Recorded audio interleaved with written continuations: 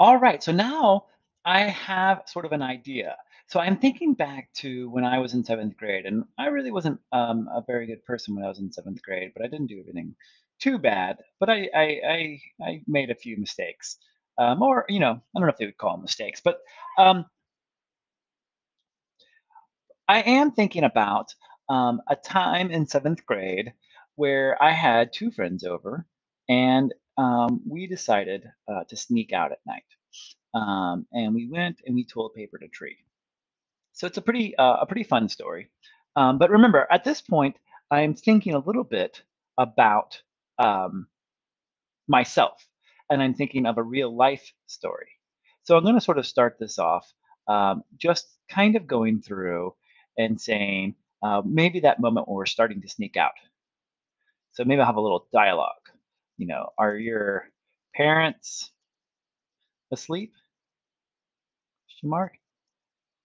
You know, uh, just give them a name. Maybe I'll make up a name for this. Bennett asked. Oh, yeah, definitely. Period. Come I replied.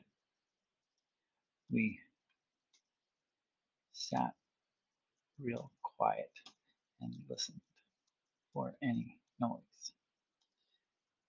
They usually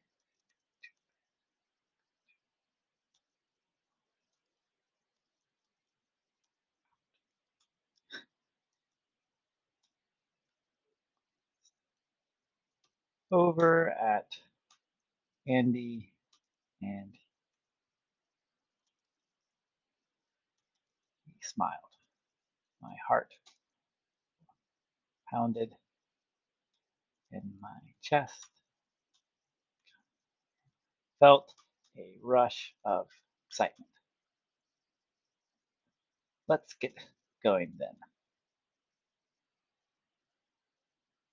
Uh, Andy declared.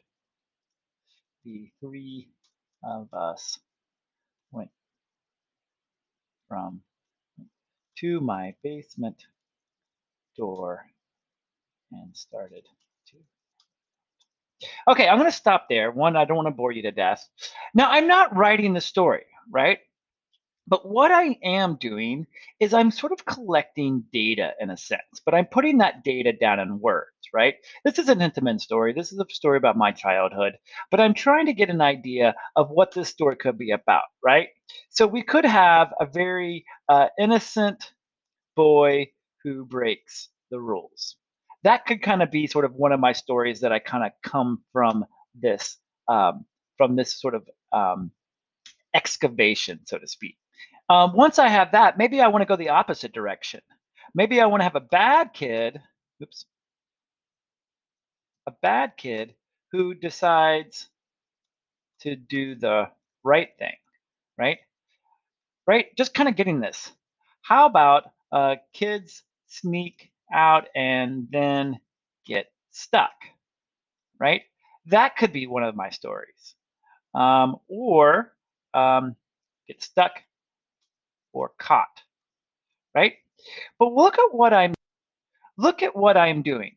I'm looking at one of my memories and I'm just starting a story. Part of it is just practicing, getting that story down. And then I'm taking um, three sort of possible paths to take from this. Remember, I am writing realistic fiction. I don't want to write this story. This is real nonfiction, right? This is about my life. But I want to take this moment and think about what would happen if I kind of blew it up just a little bit, right? So something from my life. If you take away anything, it's that the realistic fiction we are doing is not about us crossing the desert in Africa. It is not about being a double agent spy or some sort of mutant. It is realistic fictions from stories that come from us, similar to Freak the Geek. And yes, similar to Thank You, Ma'am, right? There can be a theft in it, but it's something that we can imagine happening in our neighborhoods or to the people that we know. And so, therefore, it has a certain realism and sort of power to it.